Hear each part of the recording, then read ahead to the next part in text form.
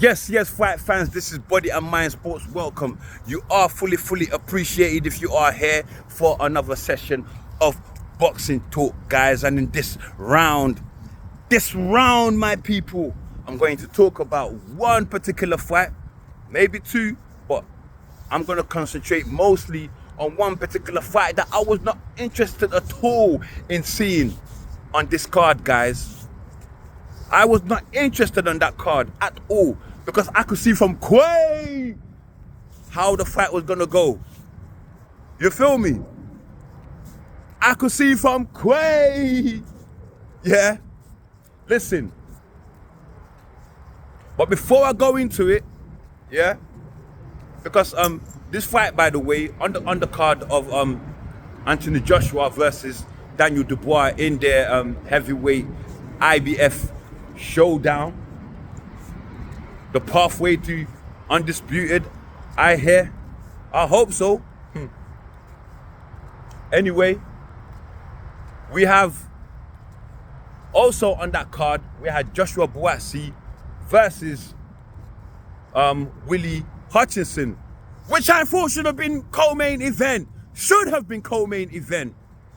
They were fighting for the WBO interim title to face the winner of Arthur Beterbiev and Dimitri Bivol, who are fighting for undisputed October 12th. Tell me I'm lying. Tell me I'm lying. Don't argue with me. You know I'm right. They should have been the co-main event. But instead, it was this fight which I actually made this video for. Instead, it was Hamza Sheeraz versus Denny. Oh my God. Oh my, that is a diss, straight up diss to Joshua Buatsi and Willie Hutchinson, to tell you the truth, without disrespect. You feel me? Only the truth. Yeah? Anyway, in Joshua Buatsi in his fight versus Willie Hutchinson, they both put up a good fight, but really Willie, no match for Joshua Buatsi. Without any disrespect, Buatsi is good stock. All that Kenke and Banku and all that Wache and all that TZ, Tuzafi. You're not playing with that. If you know what I'm talking about, you know what I'm talking about. Yeah, you know what I'm talking about. Well, anyway, listen, yeah. Let me get serious, because I really want to talk about this fight now. I didn't want to give it no airtime, no attention. If you go and check my videos here, I've not given it no attention at all.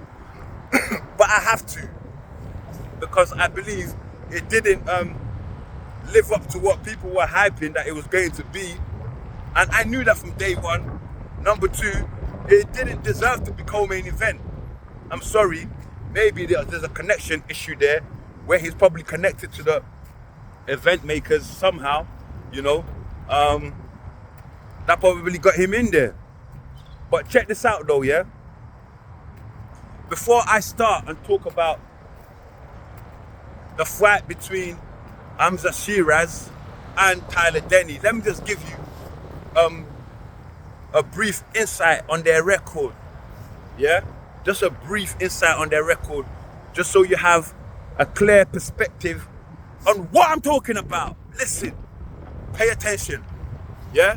We have Hamza Sheeraz, who is 25 years old, very heavy-handed, tall, lanky geezer, 6'3", like a bloody street lamp, yeah? Heavy-handed too, did I even say that?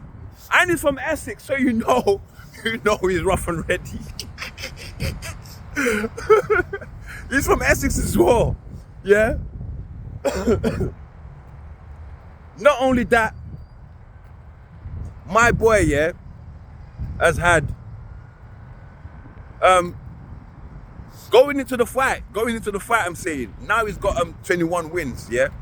But going into the fight, my man had 20 wins, 16 KOs, yeah? No losses and no draws. And guess what they put him up against? They put him up against Tyler Denny, who is 33 years old. Mark, this is boxing, 33. You're not in your prime like that no more. You're leaving your prime, yeah? Came into the fight, yeah, with 19 wins. Out of those 19 wins, guess how many KOs he had? One KO out of 19 wins. Weak. Weak. 1 KO, yeah? Came in also with that weakness, with, I don't know, I don't want to say I don't want to say he's chinny, guys, but he seems like a chinny guy because he's not really faced anyone credible yet to put that chin check into test. You know what I mean? He's never fought no one yet. You know? To put that chin check into test, he's not. And so he came into the fight with 2 losses already on his record and 3 draws on top of that, by the way. And I know I already said he's 33 years old. So there already, you know, his weakness versus power and strength. And his skill is not even on the level like that. He ain't got no height at all, no size at all on Hamza Sheeraz, who, by the way, I've told you, is 6'3", has the frame, the height to fill out, to reach all the way to cruiserweight, I reckon, if you really wanted. And then we got Tyler Denny, who is 5'10", guys, and mismatched in every other department as well. Listen, Tyler Denny, you were set up to lose. Yeah, but whoever told you that you could win this fight, and even if they thought you couldn't win, even if you thought you couldn't win, I don't know what went inside your head, your promoter's head, your coach's head, whoever's looking after you, whoever is your handler, or even you, in fact, made you guys think that you could even put up any goddamn competition against Hamza Sheeraz, guys. No way. I saw that from a mile away. You know what I'm saying? Easy spottings. Easy spottings. Well, so that win now, yeah, now takes Hamza Sheeraz to 21 wins, 17 via KO, 0 losses and 0 draw. And now we've heard both their short records now. I've told you Hamza's won twice. Tyler Denny's won. I'm not gonna say it again, but you know he's got 1 more loss on his record now. Yeah, and I told you another reason why this is a total mismatch. But first of all, let me tell you why it should not even have been enough. 1 more reason why it shouldn't not have even made it the co-main event. And that reason is that they're fighting for some crummy title, guys. I don't even know what this title is. Some local or some European thing, yeah? You get me, yeah? They're fighting for that title. I don't know what it is. Go check it out. I don't care. It's on Box Rec. It's there. You know what I mean? You're gonna see it. Yeah? That is there. You know? So definitely should not be co-main event. Nothing on the level of what Buatsi and Hutchinson are fighting for. And again, another reason why this is a total mismatch. Hamza Sheeraz is on the fringes of world level. If not on world level, you might as well say he's world level. His previous 2 fights, he faced Austin Williams, who is a much better, worthy opponent, yeah, than Tyler Denny. So that means he stepped down. Not only down, he went way down to pull out Tyler Denny. He went way down. Yeah? Everyone's talking about, wow, a brilliant win. First round, second round KO. What's it called? like they wasn't expecting that. Shut up, I know you was. You was. Don't lie, you set up the guy. It's a sacrifice. Sacrificial lamb. Yeah? So before that, yeah, he's faced other better worthy opponents. I've given you one in Austin Williams, but there's another Williams, Liam Williams. You know which Liam Williams I'm talking about. The one that faced Andrade and lost. Right? Am I lying? And guess what? He beat Liam Williams via KO. Something Andrade couldn't do. So this youth is a menace for real. He's a real Dennis, the menace. Don't play in the ring. Outside is very, very humble, well-spoken. So that's where I come in now. I'm going to defend him. I'm going to be his solicitor now. Yeah? First point.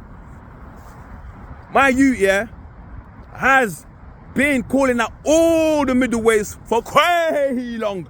How long? It don't take. The time don't take. Yeah? For how long? He's been calling out his fellow middleweight fighters to fight him. Nobody is willing to face this shoot at the moment. Well, so I think right now I'm in agreement with him until somebody steps up. I'm in agreement with Hamza Sheeraz. Yeah? So much so that he's now decided, this humble youth is now speaking out now. He's decided that he's going to go up, and now he's calling for the fighters at super middleweight, guys. 168, that's where Canelo lives, right? Let's see if he's willing to take up Hamza Sheeraz's challenge, you know, because this youth, he's heavy-handed and he knows how to fight. He knows how to fight, and he's not gonna be shook of Canelo, trust me. He's not gonna be shook. He's not gonna be like Edgar Berlanga. He's not gonna be like Ayman Mingia being over careful. Yeah? Even though I know if they pushed the issue, they would have done a whole lot better. They would have represented themselves a whole lot better versus Canelo. Because Canelo really had to wanted to push that issue with Berlanga. But do you know what? Berlanga showed him that, look here, he's not really the one, innit? And Canelo had to ease back a little bit, and he too played it safe. I saw that. Canelo played it safe, guys. Don't let him fool you. Anyway, listen, guys. Nobody, yeah, is talking about the fact, yeah, that this was really a job done on you know, on Joshua Buatsi and Willie Hutchinson, who really rightfully should have been co-main event. But the organizers, they have their favoritism and, you know, who they want to put here, there, here, wherever they wanted to, you know. So I'm not gonna argue that one too much. Anyway, but I believe that's what I wanted to cover on this fight. I believe and I hope I've covered everything on this fight, you know, because that's what my total aim is, despite the fact that I want to, like, you know, make it a good video too. Yeah, but going forward for Hamza Sheeraz, more life for Hamza Sheeraz, more success, I hope, bigger success too. And for Tyler Denny, I'm sorry, mate, that you lost. I'm sorry that they set you up like that, and more life to you too, because you're doing something with your life, and that's what truly matters at the end of the day. You know what I mean? And no disrespect at all. Again,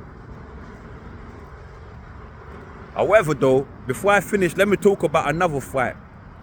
Another upset, so they say. Don't keep calling every fight upsets nowadays, even though we can see them coming. Yeah, we had Mark Chamberlain versus Josh.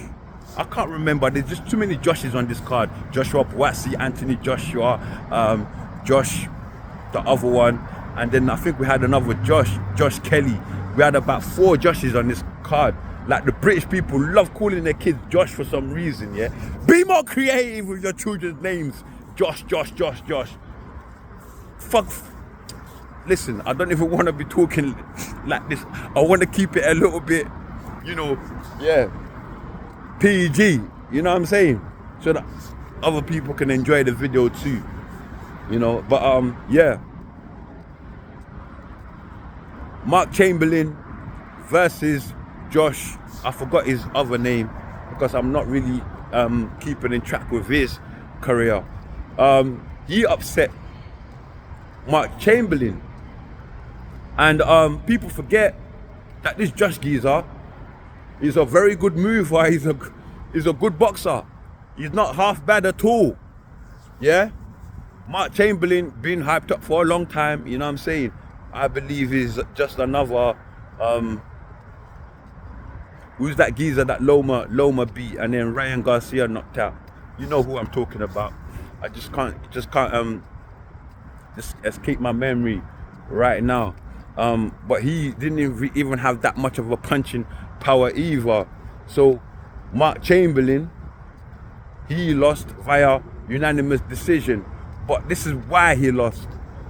His opponent, the movement of Josh was giving Mark too much issues, and he just couldn't come up with a game plan, you know, in the ring to be able to stop that, because Josh was just nullifying everything that Chamberlain had.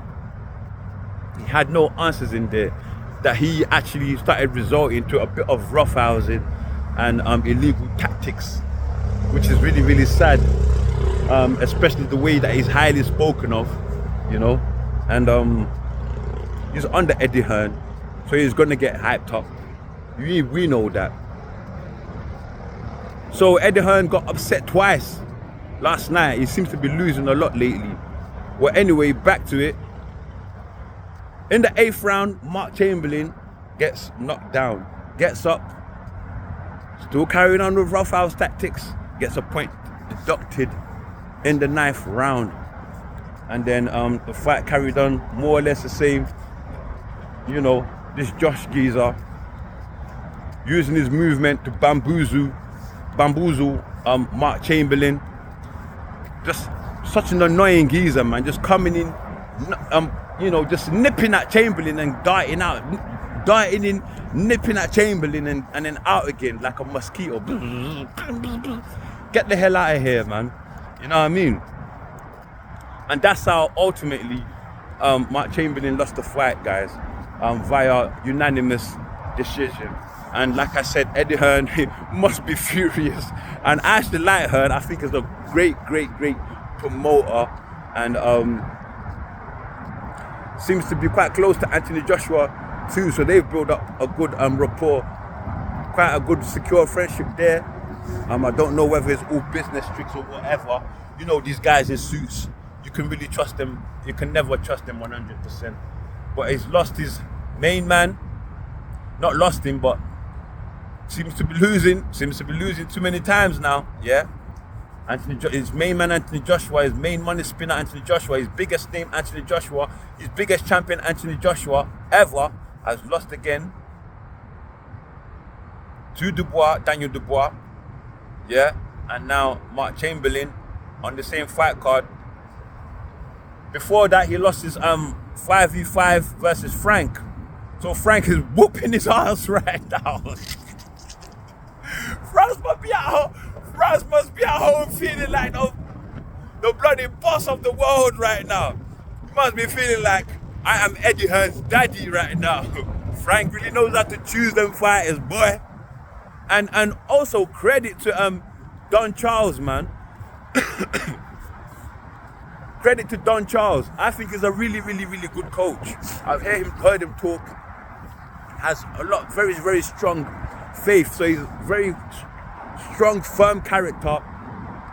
Talks a lot about God. So he's very spiritually connected. And you know, apart from Dubois' father, I believe Dubois start giving Don some credit too. You know what I mean? Start giving Don some credit too, and I mean that. Like, don't be an asshole. Yeah, I used to like you, but you're being too much of a daddy daddy's boy now, and you need to stop it. You're a grown man now. Start giving Don Charles some credit too. He deserves it. You know what I mean? And yeah, that's all I have to say for this video, my people. And catch me next time on Boxing Talk. You know, of course, right here on Body and Mind Sports.